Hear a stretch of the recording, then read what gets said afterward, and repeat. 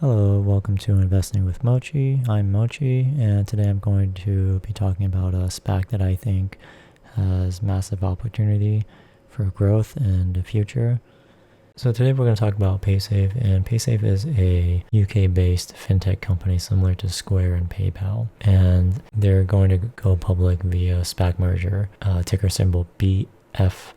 They're valuing themselves around $9 billion and they make over $1 billion in revenue every year, and they're already profitable. So this is probably going to be one of the last big SPAC mergers. And first I'm going to go through some of the companies that they own or subsidiaries. So this is Income Access, and this is basically just an analytics company. So they kind of do tracking for iGaming, which is gambling, or esports betting, or regular sports betting as well, Forex and lotto industries. So this just helps businesses know what their customers want. Their next subsidiary is Paysafe Card.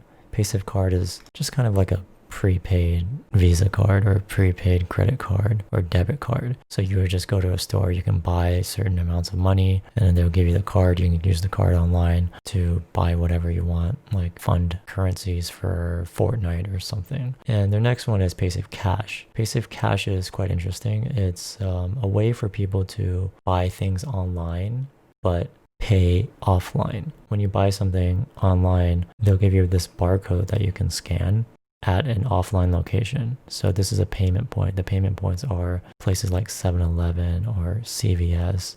And then the merchant there will just scan the barcode. You pay them cash, and then they'll give you a receipt as if you bought the product from that location. And then the online merchant will just send it out afterwards. So this is great for people who hate paying with credit cards for whatever reason. And I know people like that. They just will not use their credit cards online because maybe they're afraid of uploading their financial information online, or maybe like a data breach. And this is just a good way for those people to still buy things online, but using cash. And this is just a quick example video that they have. So this person just buys something. They get a barcode. You can either print it out or use your phone. And then they use the camera to find a payment location. They just go to the payment location. They scan the barcode, give them cash, they get a receipt, and the transaction is complete.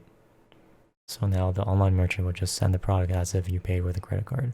So this is their other business. It's called Skrill, and this is just very similar to Square or PayPal, where you can use this to check out from basically any online merchant. You can use it as a digital wallet, so you can keep like your bank accounts there. You can put your credit cards all safely uploaded there, and you can transfer money instantly from different banks all around the world, and you can use it to obviously check out. This is just their way of competing with PayPal and Square. And this is chargeback free, so it's very good for merchants. This is just another example of their company Skrill. So you can just check out something like, let's say you want to buy this laptop, just check out. You can use Skrill to pay. Log into your Skrill account, pay now, it'll process your payment, and done, right? So it's just kind of like buying something with PayPal online. And this is the App Store. So you see it 4.5 stars. People need to like the product in order for it to grow. So this is a good sign that people actually like this product. And this is Neteller. This is another one of their companies. And this is pretty similar to Skrill, except you can buy and sell cryptocurrencies. And I believe this is more of a business to business kind of solution, whereas Skrill is more a business to consumer kind of thing. Like what Square does with their credit cards. You can just plug something in, and then you just swipe your credit card on the Square platform on like an iPad, and then it'll just go through their payment processing. And this is another one that they own, Petroleum Card Services. It's basically like those pay at the pump kind of locations. They're the ones who process those payments for credit cards at gas stations or convenience stores. So this is their investors presentation, where they explain why they're worthy of investments. So they're number 2 in global stored value for digital wallets, and they're number 1 in iGaming for eCash networks. And iGaming is gambling, betting, sports betting, esports betting, gaming, etc. So, Paysafe Cash or the Paysafe card where you can use it to fund their Fortnite account, Twitch account, Spotify account. Doesn't matter what it is, but they're number one in that. So that's really what they're trying to target. And they're number 4 in integrated processing. Like when you swipe your credit card at a merchant, this is what they would be using if they decide to go with this company. So DraftKings is one of the companies that decide to go with Paysafe. So if you bet online with DraftKings, you're indirectly using Paysafe. And this is more of their target, which is gambling, iGaming, because they use like an eCash system where the payments are like tokens, digital currencies like Bitcoin or something, but they're stable tokens. So $1 is $1. It can't go up and down in value. But what that means is once they pay, the consumer can't charge back. So when you're betting, you don't want a consumer to be charging back the bet if they lose. That's why these companies will want to use something like Paysafe. Because if you use PayPal and they use a credit card, you can just say, oh, my credit card is stolen. I didn't make that bet. If they were on the wrong side of that bet, and then we have to go through chargebacks and everything, and it's just a huge hassle. With Paysafe, they try to protect the merchant as much as possible with eCash. And eCash is basically no chargebacks. Everything's final. So it's very merchant friendly. It's not very consumer friendly, but we're in this for them to grow, and merchants will love using something like this. So this is just showing how many users and like their revenue next year, and they're expected to make almost $1 billion in profit next year. This is the market volume that they're currently generating for the world, excluding China and North America. And they're currently at 77 billion, and they're expected to increase that to 135 billion by 2025. And in Canada, they currently have 1.2 billion, and they're expected to basically double that by 2025 to 2.5 billion. And in the US, they're currently at 3.4 billion, and they're expected to have a minimum of 24 billion and a maximum of 47 billion, depending on how many states they can expand to. So this is just kind of showing where they already have payment registrations. So they already have payment registrations in 45 different states, so they can have that payment processing for businesses in those 45 states. And gambling registrations, they're obviously trying to get gambling registrations for all states, but these are the ones that they have so far. So they're already basically done with almost all of Canada.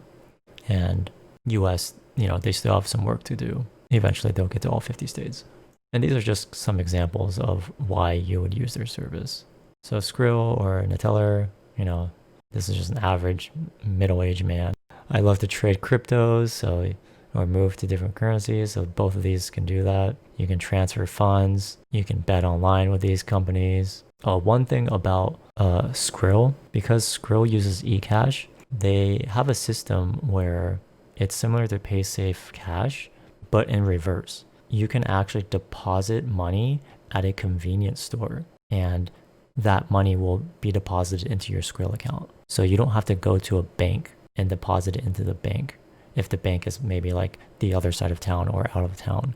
You can just go to any convenience store, and if you want money in your bank or your Skrill account, you can just deposit it straight into the accounts just by going to a convenience store. And these are some merchants that are using Paysafe, which is Coinbase, pretty big.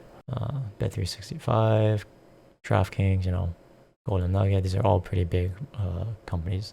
And this is another one, Paysafe Cash, Paysafe Card, a millennial or, Gen Z person just playing games. So you can use both of these options to fund accounts for your games, Twitch, Google Play, and you can buy things from Amazon. You can just use Paysafe Cash and still use Amazon. So you don't have to pay online. You can just pay offline. And this is just another one of their use cases. This is for business to business, like Square, what they do with credit cards. So this is their revenue for 2019. They had $1.4 billion in revenue, and they're valuing themselves at $9 billion. Let's compare that with Square, and we can see that Square has roughly a $98 billion market cap, and they've made about $4.71 billion in revenue last year. And let's compare that with PayPal. PayPal has a $252.31 billion market cap, and they made $17.77 billion in revenue last year.